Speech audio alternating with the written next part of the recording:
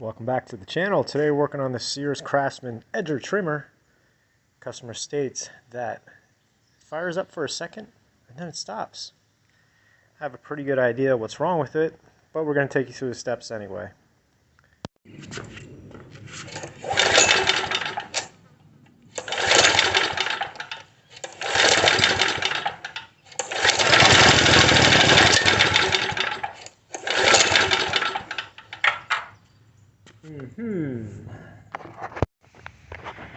So what do we need for a motor to run?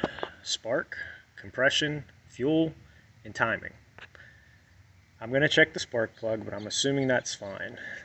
When I look at an edger trimmer, it's slinging dust, dirt, all kind of crap, and it's got an open filter like this.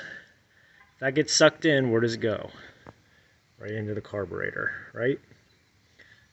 Or actually into the engine, so it could not get in the carburetor, but there's a chance it can, and guess what happens when stuff like that gets in the carb? It don't run no more. So I'm guessing the main jet is plugged up. We're going to take the carb off, take a look at it, see if I'm right.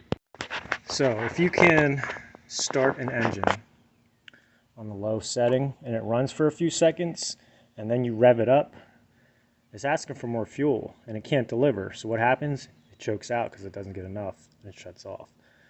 So it's most likely the carb. So we're going to take that off. I'm not even going to mess with the spark plug right now in the video, and we'll inspect that. I messed with the adjustment screw down here on the bottom of the carb. Twist it out, let a little more fuel in, twist it in, let less fuel in. And I revved it up and was able to keep running, but it wasn't smooth. So what that tells me is there's just a little bit of a blockage in there, so we do got to take it apart and take a look. Tell you what, why don't we show you what that looks like and sounds like. Now we rev it up.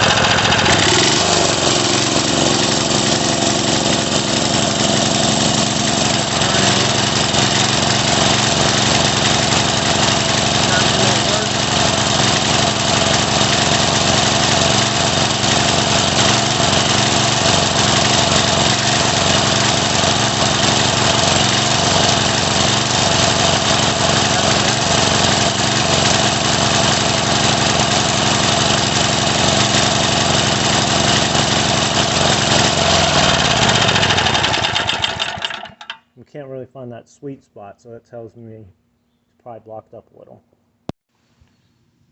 So let me explain what I'm going to do. To the right here, there's your fuel line, has a hose clamp on the left side attached to the carburetor. And because I don't have a tool that pinches the line, I'm going to have to drain that. And that's what I'm going to do. Once that's drained, I'm going to take this nut off the bottom, and that'll release the bottom side of the carb off without actually taking it off the machine. And we can take a look inside and then see what it looks like. And if I have to, I'll go from there. The main jet actually sits up in. It won't be on the bottom side, but I'll be able to run. I'm going to take a look at it first and then go from there. So I loosened up the 7/16 nut. Doesn't look terrible. There are some jets or some holes here on the side that I'll clean out. But here's what it looks like on the inside. And what do you think's happening? Some of that stuff's just getting sucked up in there, and that's the reason why it's spitting and sputtering, because it's not getting just fuel. You can see that buildup there. So we'll clean this out, and I'll probably flip this up so I can look down into the actual main jet of the carburetor. Clean that out, make sure it's all nice and clean, put it back together, and it should be smoothed out. Okay, so that's how the needle attaches to the float, right down through there. Now it's going to be very difficult for me to do this with one hand, but the needle, the little silver thing there, we'll just call that, that's going to slip down into that hole right there.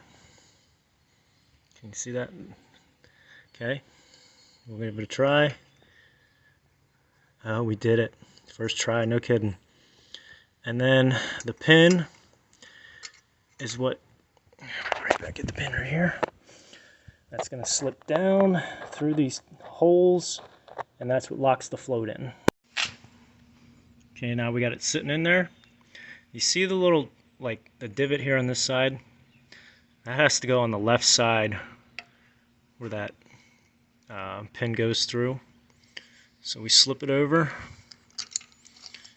until it sits tight, and then we'll retighten our 7/16 nut to make sure that the bottom of the carburetor is secure. Okay, so with this, we're gonna get it snug. We don't want to crank it down. See how I got decent thumb pressure on that? Just a little bit more, and that's it.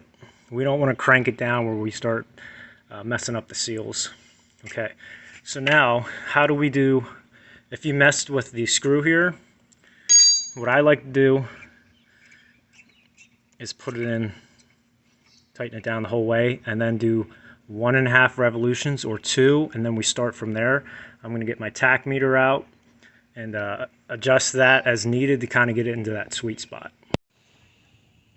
Real simple, just attach the fuel line and the hose clamp to it. And on the air filter here, it's got like a little bump out, little slot looking thing. It's going to fit right in here. Get everything lined up, twist it, lock it down, push it back in place. It fell out because I didn't have it right, but now it's back in. So we'll put the fuel in, get the tachometer, and dial this thing back in. So we're going to bump it up.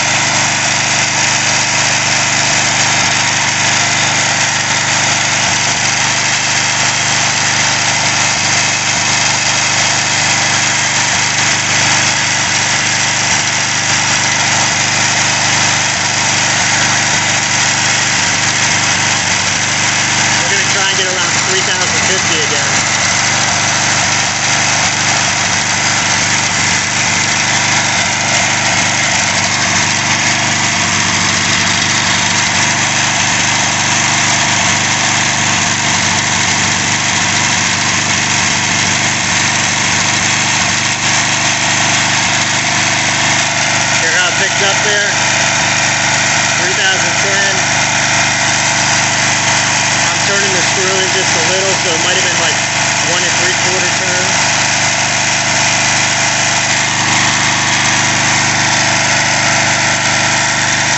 That sounds pretty good. That sounds like the sweet spot.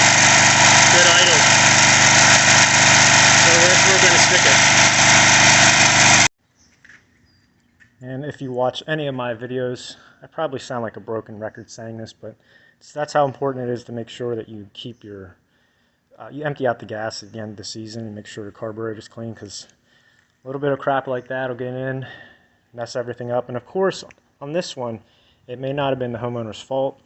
That air filter could allow stuff to get inside there, and that might have been the cause. But as always, I hope you learned something valuable from this video. Thanks for watching. See you next time from the Neighborhood Go-To Guy. Now this is very, very interesting. I'm calling on the experts now. Anybody out there who's watching this that's an expert on this, I've seen tons of carburetors. I've never seen one that operates properly, and maybe this is why it's not working properly, that didn't have a needle. I took the float off. There should be a needle that sits down inside the carb. There was nothing in there. I'm telling you, straight goods. I had it flipped over. There is no needle inside the carburetor that should attach. It should slip in right here. That's where the pin goes through that holds the float in. And then the needle kind of allows how much fuel goes in and out. I've never seen one with no needle. And I'm wondering if someone was in here before, forgot to put the needle back in, and it's never run right since. Okay guys, call off the search party. Here it is. It must have fell out. It must have fell out and went down through this hole and was on the shirt. That makes more sense.